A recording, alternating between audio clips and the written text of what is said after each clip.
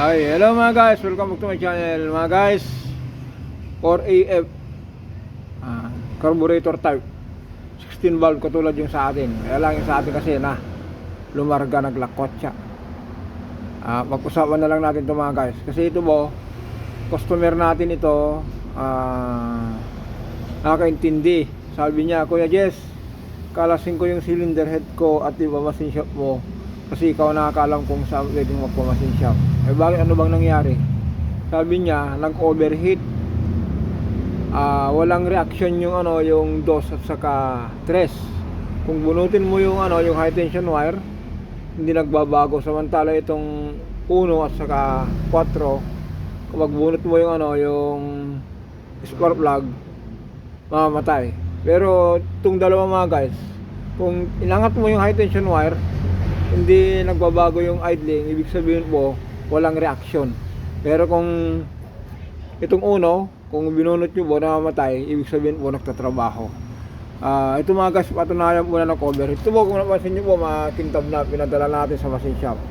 So kung gusto nya, baka pwedeng na lang daw natin, palis. Sabi ko wag na, na lang, paripis na lang natin. Kasi sabi mo 7 months pa lang, nag-overheat na naman. Baka nung binili mo itong second hand na cylinder head, baka may konting tama na nun. Sabi niya, sige Kuya Jess, ikaw nakakaalam. Kaya antayin natin bukas at ibigay natin sa kanya. Ito yung naging ng problema mga guys. Yan, taran, ito po, putol. Kita nyo po yung niya, yung dos saka tres, putol. Tapos meron tayong makita rito mga guys. Ito po kasi asbestos type. Ito po yung mga sinang-unang labas na na gasket. Ngayon po meron nang lumalabas na carbon type. Ito po mga guys, ito po kasi yung nanggaling sa atin nung nakaraang, yung di ba po tinap-overhaul ko po yun nung nagpalit tayo ng ng piston ring. Kahit okay ba, hindi naman pwedeng ibalik. Pero matibay. Nag-overheat po ito. Tapos bumubulwak yung radiator. Yung tornilyo lang po lumuwag dahil bagong kuha natin yung sasakyan noon. Alam niyo naman po na yung sasakyan na yon, yung small body natin, galing sa ating dating boss. Kaya nung dinadrive ng ating binata, sabi niya, Daddy, yung sasakyan parang parang may overheat. Nung chinek natin, sabi ko, sabay na lang natin ng niya, hindi natin alam yung story. Palitan na lang natin yung piston ring. Bagaman tinakbo niya wala 100 plus. Ang ginawa ko mga guys, nung tinak-overhaul natin na ito yung ginamit carbon type, kahit po ganyan, wala, matibay sa init. Pero kung pansinin nyo mga guys itong carbon type, dito tayo kasi madilim yan. Itong carbon type mga guys, lahat mo nang lagay ng cylinder head bolt may tansok. Pero itong asbestos, wala po ang meron lang po sa kanya yung linya lang ng ng langis. Ito at saka ito. At saka ba mga guys, sa aluminum. Hindi katulad itong carbon type. Tanso, matibay sa init. Yan. Kung hinigpitan nyo po yung torque, halimbawa po ito, torque po nito 60. Kung hinigpitan nyo ng gusto po itong asbestos po, pwede po itong walang mga tanso po niyan, sobrang higpit po niyan, kakaroon ng problema. Hindi katulad po nitong itong asbestos, itong carbon type. Carbon type mga guys, matibay sa overheat, iba yung pagkagawa kaysa dito sa asbestos. Ayun ang pares to. Diba po mga guys, kasi nyo po, pares na parehas. Ito po yung galing sa atin, yung tinap-over natin ng ulit ito yung sa customer na humihingi ng tulong. Yan. Kaya na lang gawin nyo mga guys, kung meron po kayo, kung nakakaintindi po kayo sa sasakyan, tumawag ka lang sa akin.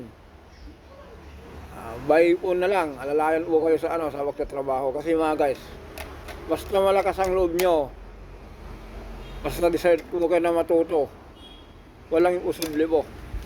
Huwag yung sabihin mo na na hindi ko kaya yan, pero kung tulad po nito, may lakas loob, kung hindi niya naman kaya, tatawagin naman tayo nito, kuya ikaw na lang magsalpak. Di, kung halimbawa siya nagkalas, tayo magsalpak. Kung ang labor niya, ang labor ng top overhaul, halimbawa 4,000, isingilin na natin ng ng kalahati o kaya 1,500, di ba? Hindi masama. Tapos yung timing nito mga guys, tignan nyo po yung yung Corolla natin, yung small body natin, kasi bago tayo lumarga sa sa Tarlac, nagtrabaho sa Pangasinan, pinalitan ko yung noon, yung tensioner bearing, timing belt sana, kaya lang maganda pa naman yung timing belt niya, kaya tensioner bearing muna pinalitan natin. Yan.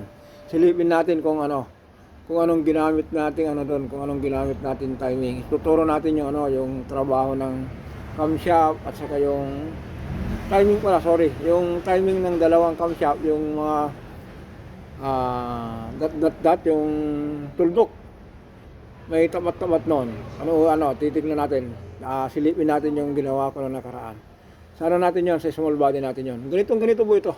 Pero ito mga guys, po ito kasi surplus. Yung sa atin kasi wala nito eh. Ito. Yan. Butterfly. Ito po kasi surplus na cylinder po ito. Ang